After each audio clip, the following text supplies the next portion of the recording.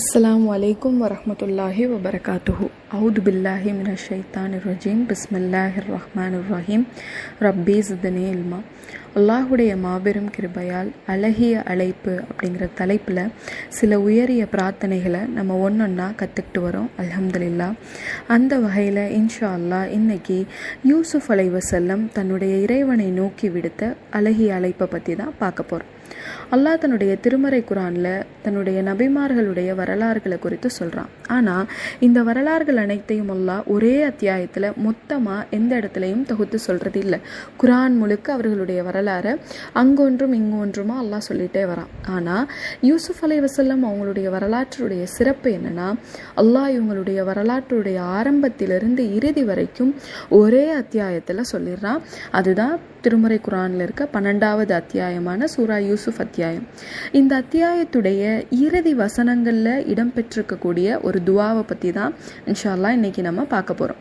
யூசுஃப் அலைஹிஸ்ஸலாம் அவங்களுடைய வரலாறை பொறுத்த வரைக்கும் நம்ம எல்லாருக்கும் அது மனனமாக இருக்கிற ஒரு வரலாறு. சின்ன வயசுலேருந்தே அதிகமாக நம்ம படிச்சிருப்போம், இல்லை கேட்டிருப்போம்.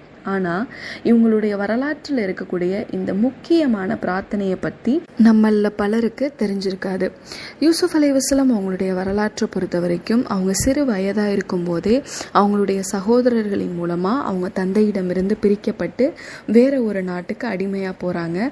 அப்புறம் அங்கேருந்து ஒரு பெண்ணுடைய சூழ்ச்சியால் கைதியாக போகிறாங்க. திரும்ப கைதியிலிருந்து கனவுக்கு விளக்கம் சொல்லி ஒரு அரசாட்சியில் முக்கியமான ஒரு பொறுப்புக்கு வராங்க. பின்பு மீண்டும் தான் இழந்த குடும்பத்தோட ஒன்றிணைகிறாங்க. அப்போது தன்னுடைய தாய் தந்தை தன்னுடைய சகோதரர்களோட ஒன்றிணையும் போது யூசுஃப் அலைஹிஸ்ஸலாம் தன்னுடைய தாயையும் தந்தையும் அரியாசனத்தில் அமர்த்துறாங்க. அவங்களுடைய சகோதரர்கள் அனைவரும் யூசுஃப் அலைஹிஸ்ஸலாம் அவங்களுக்கு சிரம் பணிஞ்சு அவங்களுடைய மரியாதையை வெளிப்படுத்துகிறாங்க. அப்போது இந்த காட்சியை பார்த்தவுடன் யூசுஃப் அலைஹிஸ்ஸலாம் அவங்க தன்னுடைய தந்தை கிட்ட சில விஷயங்களை பகிர்ந்துக்கிறாங்க. என்னன்னா, என்னுடைய தந்தையே, இதுதான் நான் முதல்ல கண்ட கனவிற்குரிய விளக்கம். சூரியனும் சந்திரனும் 11 நட்சத்திரங்களும் எனக்கு சிரம் பணிஞ்சதுன்னு நான் சொன்ன கனவுக்குரிய விளக்கம் இதுதான் அப்படின்னு சொல்லிட்டு தன் தந்தை கிட்ட சொல்றாங்க. அதோடு அல்லாமல் ஒரு சில விஷயங்களை தன்னோட குடும்பத்தாரோட யூசுஃப் அலைஹிஸ்ஸலாம் அவங்க கலந்துரையாடுறாங்க. அதாவது, என்னுடைய இறைவன் எனக்கு எப்படி கனவுக்குரிய விளக்கம் கொடுத்தான், எப்படி எனக்கு ஒரு கண்ணியம் கொடுத்தான், எப்படி எனக்கு இந்த அதிகாரத்தை கொடுத்தான், இது எல்லாம் என்னுடைய இறைவன் புறத்திலிருந்து எனக்கு வந்த அன்பளிப்பு அப்படிங்கிற மாதிரி தன்னுடைய குடும்பத்தார்கிட்ட பகிர்ந்துக்கிறாங்க. இப்போ முதலாவதாக தன் குடும்பத்திற்கிட்ட அல்லாஹுவை பற்றி பேசி முடிச்சதுக்கு அப்புறமா இப்போ அல்லாஹ் கிட்ட பேச போகிறாங்க. அதுதான் இந்த பிரார்த்தனை. திருமறை குரானில் 12வது அத்தியாயத்துடைய 101வது வசனத்தில் இந்த பிரார்த்தனை இடம்பெற்றிருக்கு. தனக்கான பிரார்த்தனையை இறைவனிடம் கேட்கறதுக்கு முன்னாடி யூசுஃப் அலைஹிஸ்ஸலாம் ஒரு சில விஷயங்களை வாக்கு மூலமாக, அதாவது அல்லாஹ் கிட்ட சமர்ப்பிக்கிறாங்க. அதுக்கப்புறமா தான் தன்னுடைய பிரார்த்தனையை கேட்குறாங்க. முதலாவதாக அவங்க என்ன சொல்கிறாங்கன்னா, என் இறைவனே, நிச்சயமாக எனக்கு அரசாட்சியை தந்து கனவுகளின் விளக்கங்களையும் எனக்கு கற்றுத்தந்தாய். அப்போது அல்லாஹ் தனக்கு கொடுத்த அருட்கொடைகளை சொல்லி தன்னுடைய பிரார்த்தனையை ஆரம்பிக்கிறாங்க. முதல் விஷயம். ரெண்டாவது, வானங்களையும் பூமியையும் படைத்தவனே அப்படின்னு ஒரு விஷயம் சொல்கிறாங்க. அது என்ன?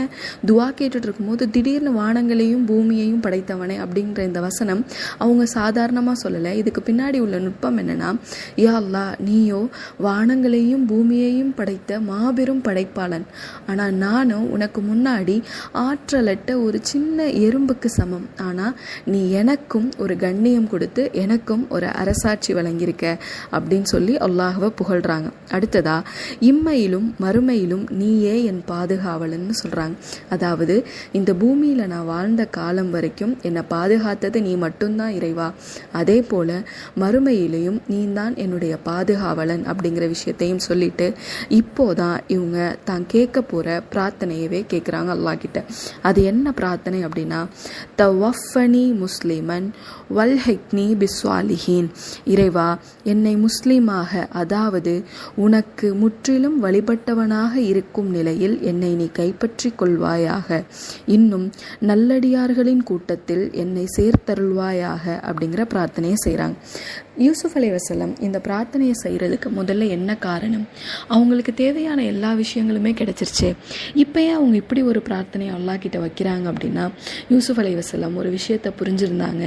இந்த உலகம் என்பது நிலையற்றது. மனிதனுடைய நிலை இந்த உலகத்தில் மாறிக்கிட்டே இருக்கும்.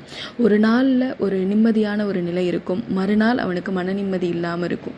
ஒரு நாள் அவன் நேர்வழியில் இருப்பான், மறுநாள் அவன் வழி தவறி இருப்பான். அப்படிங்கிறத யூசுப் அலைஹிஸ்ஸலாம் அவங்க தன்னுடைய வாழ்க்கையின் மூலமாக நல்லா உணர்ந்திருந்தாங்க. ஏன்னா அவங்களுடைய பயணம் எப்படி ஆரம்பிக்கப்பட்டது, தந்தைக்கு ஒரு பிரியமான மகனாக இருந்தாங்க.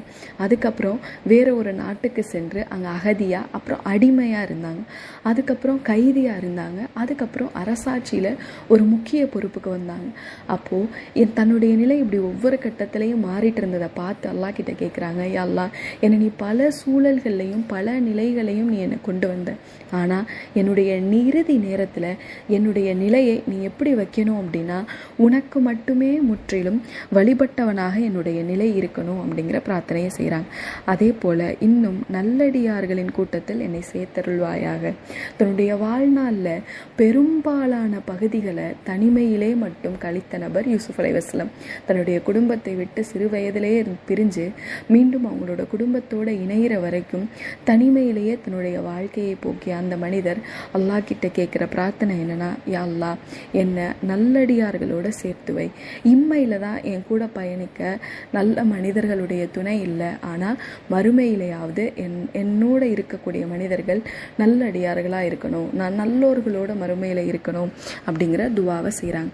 ஏன் அல்லாஹ் இந்த துவாவை இங்கே நம்மளுக்கு சொல்லி காட்டுறான்? அல்லாஹ் இந்த அத்தியாயத்துடைய இறுதி வசனத்தில் சொல்லும் போது சொல்கிறான், இந்த வரலாற்றிலிருந்து அறிவுள்ளோர்களுக்கு நல்லுபதேசம் இருக்கிறது. அப்போது இந்த பிரார்த்தனையை இறைவன் நம்மளுக்கு சுட்டி காட்டுறதுடைய நோக்கமே இது போன்ற பிரார்த்தனையை தான் நம்மளும் கேட்கணும் அப்படிங்கிறத அல்லாஹ் விரும்புகிறான். ஒரு மனிதன் இந்த பூமியில் வாழ்கிற காலம் முழுக்க நல்ல மனிதனாகவும் வணக்கசாலியாகவும் சிறந்த குணமுடையவனாகவும் வாழ்கிறதுல பெரிய ஆச்சரியம் இல்லை. ஆனால் அவன் மரணிக்கிற நேரத்தில் இதே போல் நல்லடியாராகவும் வணக்கசாலியாகவும் சிறந்த குணமுடையவராகவும் இருக்கிறானா அப்படிங்கிறது தான் இங்கே முக்கியமான விஷயம். ஏன்னா ஒரு மனிதனுடைய இறுதி நொடி இந்த உலகத்தில் நம்ம அதை சாதாரணமாக நினைக்கிறோம், கடைசி நேரம் அப்படின்னு அதை ரொம்ப துச்சமாக நம்ம நினைக்கிறோம். அந்த இறுதி நிமிடங்கள் தான் நம்மளுடைய மறுமைக்கான ஆரம்ப நிமிடங்களாக இருக்குது. அப்போது இங்கே நம்மளுடைய இறுதி நிமிடம் எப்படி இருக்கோ அதை பொறுத்து தான் நம்மளுடைய மறுமை வாழ்க்கை அமையுது. இந்த உலகத்துடைய நியதியை பொறுத்த வரைக்கும் ஒரு மனிதன் இங்கே எப்போ பிறப்பான், என்ன கலரில் அவன் இருப்பான், என்ன சாப்பிடுவான், என்ன சம்பாதிப்பான், அவனுடைய ஆயுள் காலம் என்ன அப்படிங்கிறது எல்லாமே அல்லாஹ்வுடைய கையில் தான் இருக்குது. ஆனால் அவனுடைய மறுமை வாழ்க்கை எப்படி இருக்கும் அப்படிங்கிறது அந்த மனிதனுடைய கையில் தான் இருக்குது. அதுவும் குறிப்பாக அவனுடைய இறுதி தருவாயில் அவன் இருக்கின்ற நிலையில் தான் இருக்குது. அதனால தான் நபி ஸல்லல்லாஹு அலைஹி வஸல்லம் அவங்க அதிகமாக ஒரு பிரார்த்தனை செஞ்சாங்க, நம்மளையும் அந்த பிரார்த்தனையை செய்ய சொல்லி சொன்னாங்க. அது என்ன பிரார்த்தனை அப்படின்னா, அல்லாஹும்ம இன்னி அஸ்அலுக ஹுஸ்னல் ஹாத்திமா, இறைவா எனக்கு அழகிய முடிவை கொடு அப்படிங்கிற பிரார்த்தனை. பொதுவாக நம்மளுடைய வாழ்க்கையை நம்மளே கொஞ்சம் யோசித்து பார்த்தா பல நேரங்களில் நம்ம இரட்டை முகமுடையவங்களாக இருப்போம். ரெண்டு பர்சனாலிட்டி மாதிரி நம்மளுக்கே தெரியும். ஒரு பர்சனாலிட்டி எப்படி இருக்கும்னா, அல்லாஹ்வுக்கு அப்படியே கட்டுப்படும், அல்லாஹ்வுக்கு அஞ்சும், மறுமை விஷயங்களை சொல்லும் போது நடுங்கும், அல்லாஹ்வுடைய கோபங்களை சொல்லும் போது பயப்படும், அல்லாஹ்வுடைய அருள்கள் மேலே ஆதரவு வைக்கும். அதே நேரத்தில் நம்மளுடைய இன்னொரு பர்சனாலிட்டி எப்படி இருக்குன்னா, இந்த உலக விஷயங்களில் மூழ்கி போயிடுது, அல்லாஹ்வை மறந்துடுது, மனிதர்களை முன்னிலைப்படுத்துது, இங்கே உள்ள சுகங்களை மட்டுமே விரும்புது. அப்போது இந்த ரெண்டு பர்சனாலிட்டி உள்ள மனிதர்களாக தான் இந்த உலகத்தில் நம்ம வாழ்ந்துட்டுருக்கோம். இப்போ நம்ம இந்த நல்ல பர்சனாலிட்டியில் இருக்கும்போது, அல்லாஹ்வோட நெருக்கமாக நம்ம இருக்கும்போது நம்மளுக்கு மரணம் வந்துட்டால் அது அல்லாஹ்வுக்கு விருப்பமான மரணமாக இருக்கும். ஒருவேளை நம்மளுக்கு இன்னும் ஒரு முகம் இருக்கே, அல்லாஹ்வுக்கு மாறு செய்கிற முகம், அல்லாஹ்வுக்கு பிடிக்காததை செய்கிற முகம், அந்த முகத்துடைய மனிதர்களாக நம்ம வாழ்ந்துட்டு இருக்கும்போது நம்மளுடைய மரணம் வந்துருச்சுன்னா இப்போ நம்மளுடைய நிலை என்னவா இருக்கும்? நபி ஸல்லல்லாஹு அலைஹி வஸல்லம் அவங்க சொல்கிறாங்கல்ல, ஒவ்வொரு அடியாரும் தாம் இறக்கும் போதிருந்த மனநிலையிலேயே நாளை மறுமையில் எழுப்பப்படுவார். அப்போது நம்ம மரணிக்கும் போது இறை நம்பிக்கையாளர்களாக அல்லாஹ் மேலே நம்பிக்கை கொண்ட மனிதர்களாக மரணித்தோன்னா அதே நிலையோட நாளைக்கு மறுமையில் எழுப்பப்படுவோம். அதுபோல் அல்லாஹ்வுக்கு மாறு செய்தவர்களா, அல்லாஹ்வுக்கு பிடிக்காதவர்களாக நம்ம மரணித்தோன்னா நாளை மறுமையில் நம்ம எழுப்பப்படும் போதும் அதே மனநிலையில் தான் எழுப்பப்படுவோம். நம்மளுக்கு 60 வருட கால வாழ்க்கையில் அவர் 51 வருடம் அல்லாஹ்வுக்கு பிடித்தமான மனிதராக வாழ்ந்து கடைசி அந்த ஒரு வருடம் அவர் அல்லாஹ்வுக்கு பிடிக்காத செயல்களை செஞ்சிருந்து மரணிச்சிருந்தார் அப்படின்னா அவர் நாளை மறுமையில் எழுப்பப்படும் போது அல்லாஹ்வுக்கு பிடிக்காத மனிதராக தான் எழுப்பப்படுவார். இதுக்கு ஒரு அழகான ஒரு ஹதீஸ் நபி ஸல்லல்லாஹு அலைஹி வஸல்லம் அவங்க வாழ்நாளிலிருந்து நம்ம படிப்பினையாக எடுத்துக்கலாம். என்ன அப்படின்னா, கைபர் போர் நடக்குது. அந்த யுத்தத்தில் எல்லா சஹாபாக்களும் எதிரிகளுக்கு எதிராக வீரமாக போரிட்டு இருக்காங்க. அப்போது ஒரு மனிதர் ரொம்ப வீர தீரமாக போர் செய்கிறத பார்த்து எல்லா சஹாபாக்களும் கண்டிப்பாக இவர் ஒரு சொர்க்கவாசியாக தான் இருப்பாருன்னு பார்க்குறாங்க. இப்போ நபி ஸல்லல்லாஹு அலைஹி வஸல்லம் அவங்க சொல்கிறாங்க, இல்லை இவர் நரகவாசின்னு சொல்கிறாங்க. உடனே சஹாபாக்கள் எல்லாம் அந்த மனிதரை பின்தொடர்ந்து போகிறாங்க. ஏன் ரசூலுல்லாஹ் இவரை நரகவாசின்னு சொன்னாங்க அப்படிங்கிறத தெரிஞ்சுக்கிறதுக்காக. அப்போ அவரை பின்தொடர்ந்து போயிட்டே இருக்கும்போது அவங்களுக்கு ஒரு விஷயம் தெரியுது. அவர் நல்லா சண்டை போடுறாரு. ஒரு கட்டத்தில் அவருக்கு காயம் ஏற்பட்டுருது. அந்த காயத்துடைய வலியை தாங்கி கொள்ள முடியாமல் அவரே கொலை செஞ்சுக்கிறாரு. தன்னுடைய உயிரை அவரே மாய்த்துக்கிறாரு. அப்போது இந்த காரணத்தினால தான் அவரை நரகவாசின்னு ரசூலுல்லாஹ் சொன்னாங்க. அப்போது இந்த ஒரு செயல் அவருடைய இத்தனை ஆண்டு கால நன்மையை அழிச்சிருச்சு. நம்மளுக்கு இன்னொரு மனிதரை பற்றியும் தெரியும். 99 கொலை செய்த மனிதர். இவ்வளோ நாள் பாவியாக வாழ்ந்த அந்த மனிதர் மரணத்திற்கு ஒரு சில நாட்கள் முன்பு தான் தௌபா கேட்குறாரு. தௌபா கேட்டு அல்லாஹ்வை நெருங்கணும்னு நினச்சி ஒரு இடத்துக்கு பிரயாணம் பண்ணி போகிறாரு. இப்போது அவர் 100 கொலை செஞ்ச மனிதராக மாறிடுறார். ஒரு மனிதர்கிட்ட போய் இதுலேருந்து வெளிவர்றது எப்படின்னு கேட்குறாங்க. அவங்க ஒன்றால் வெளியே வர முடியாதுன்னு சொன்னோன்னே அவரையும் கொலை செஞ்சு 100 கொலை.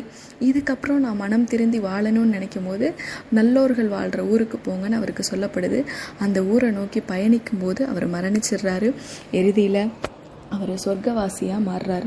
இப்போ நம்மளுடைய வாழ்க்கை இந்த 2 மனிதர்களுடைய வாழ்க்கையில் எது மாதிரி இருக்க போகுது?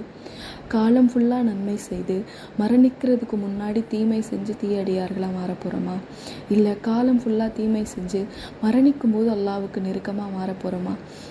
இதில் எது நம்மளுடைய வாழ்க்கையாக இருக்க போகுதுங்கிறத நம்ம சிந்திச்சு பார்க்கணும். நபி ஸல்லல்லாஹு அலைஹி வஸல்லம் அவங்க சொல்கிறாங்களே, ஒரு மனிதருக்கும் அவருடைய மரணத்திற்கும் ஒரு ஜான் இடைவேளை இருக்கும் பொழுது அவர் சொர்க்கவாசியாக இருந்தாருன்னா அதுக்குரிய நல்ல அமல்களை செஞ்சு அவர் சொர்க்கத்துக்கு போயிடுவார். ஒருவருடைய மரணத்திற்கும் அவருக்கும் ஒரு ஜான் இடைவேளை இருக்கும் பொழுது அவர் நரகவாசியாக இருந்தார்னா நரகத்திற்குரிய செயல்களை செஞ்சு இப்போ அவர் நரகத்துக்கு போயிடுவார். இப்போ நான் எப்படி இதில் சொர்க்கவாசியாக நரகவாசியான்னு கண்டுபிடிக்கிறது? அது அல்லாஹு மட்டுமே அறிந்த விஷயம். அதனால தான் அல்லாஹ் இப்படி ஒரு பிரார்த்தனையை செய்ய சொல்லி நம்மளுக்கு கற்றுக் கொடுக்குறான். யா அல்லாஹ், என்னுடைய இறுதி முற்றிலும் உனக்கு கட்டுப்பட்டவர்களுடைய இறுதியைப் போல இருக்கணும் அப்படின்னு சொல்லி. அப்போது எந்த செயலோடு நம்ம மரணிக்கிறோமோ அதே செயலோடு தான் நாளை மறுமையில் நம்ம எழுப்பப்படக்கூடியவங்களாக இருப்போம். நம்ம எப்படி எழுப்பப்படணும்னு நம்ம ஆசைப்படுறோமோ அப்போது அதுக்கு தகுந்த மாதிரி நம்மளுடைய வாழ்க்கையை பூமியில் அமைச்சுக்கணும் இன்ஷா அல்லாஹ். இந்த உலகத்தில் எதை நம்ம கடைசி நிமிடமாக நினைக்கிறோமோ அதுதான் நம்முடைய மறுமை வாழ்வின் ஆரம்ப புள்ளியாக இருக்குது. நபி ஸல்லல்லாஹு அலைஹி வஸல்லம் அவங்களுடைய காலத்தில் ரசூலுல்லாஹ் கூட சேர்ந்து ஒரு மனிதர் ஹஜ்ஜு செய்ய வரார். அப்போது அவர் ஹஜ்ஜு செய்ய அவருடைய பிரயாண விலங்கில் அவர் வந்துட்டுருக்கார். அவர் வந்துகிட்டே இருக்கும்போது தல்பியா சொல்லிக்கிட்டே வரார். லப்பைக் அல்லாஹும்ம லப்பைக், என்னுடைய இறைவனே நான் வந்து விட்டேன், என்னுடைய இறைவனே நான் வந்து விட்டேன்னு சொல்லி தல்பியா சொல்லி வந்துகிட்டே இருக்கார். ரசூலுல்லாஹ் பார்த்துக்கிட்டே இருக்காங்க. அப்படியே அவர் தன்னுடைய அந்த பிரயாணம் பண்ணி வந்த அந்த விலங்கிலிருந்து சரிஞ்சு அப்படியே விழுந்து மரணிச்சு போயிடுறார். உடனே ரசூலுல்லாஹ் சொன்னாங்க, அவரை எதுவும் பண்ணாதீங்க, அவரை இஹ்ராமுடைய அடக்கம் பண்ணிடுங்க. ஏன்னா இந்த மனிதர் நாளை மறுமையில் அல்லாஹ்வை சந்திக்க வரும் பொழுதும் இதே மாதிரி தல்பியா சொல்லிக்கிட்டே வருவாராம். இறைவா, என்னுடைய இறைவா, இதோ நான் உன்னை சந்திக்க வந்து விட்டேன்னு இந்த பூமியில் நம்ம காபாவை பார்த்து சொல்லும் போதே நம்மளுடைய மனசுக்குள்ளே அது ஏதோ ஒரு விதமான ஒரு உணர்வை ஏற்படுத்தும். அப்போது சுப்ஹானல்லாஹ், இவருக்கு எப்படி ஒரு மரணம்! நாளை மறுமையில் எல்லாருமே அல்லாஹ்வை போய் சந்திக்கிறதுக்கு நம்மளுடைய தப்பு அல்லாஹ் எதை கேட்பான்? நம்ம எந்த ரகசியமான தவறை பற்றி அல்லாஹ் கேட்க போகிறான், இல்லை நம்ம எந்த வெளிப்படையாக செஞ்ச தவறை பற்றி அல்லாஹ் கேட்க போகிறான் அப்படிங்கிறத நினச்சி அச்சப்பட்டுட்டு இருக்கும் பொழுது இந்த ஒரு மனிதர் மட்டும் தல்பியா கூறிக்கிட்டே அல்லாஹ்வை சந்திக்க வந்தார் அப்படின்னா அவருடைய இறுதி எவ்வளோ சிறப்பான இறுதியாக இருந்திருக்கு. அதனால அவருடைய ஆரம்பமும் இவ்வளோ சிறப்பான ஆரம்பமாக இருந்திருக்கு.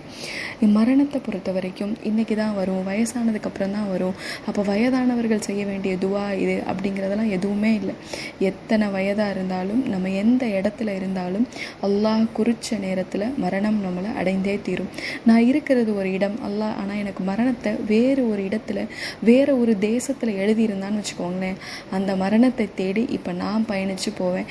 நான் அதை ஒரு ஊர் சுற்றி பார்க்குறதுக்காக போகலாம், இல்லை என்னுடைய வேலை விஷயமாக போகலாம், இல்லை என்னுடைய படிப்பு விஷயமாக ஏதாவது ஒரு வகையில் அந்த இடத்த போய் அடைஞ்சு நான் மரணித்து போயிடுவேன். அப்போது இந்த நிரந்தரமற்ற இந்த வாழ்க்கையில் நம்மளுடைய இறைவன்கிட்ட நம்மளுடைய இறுதியை அழகாக்க சொல்லி அதிகமாக பிரார்த்திக்கணும்.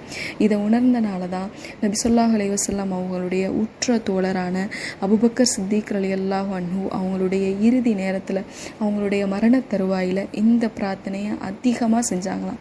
தவஃபனி முஸ்லிமன் வல்ஹக்னி பிஸ்வாலிஹீன் அப்படிங்கிற இந்த பிரார்த்தனையை அதிகம் செஞ்சுருக்காங்க. எப்படிப்பட்ட ஒரு மனிதர்னு பாருங்களேன்.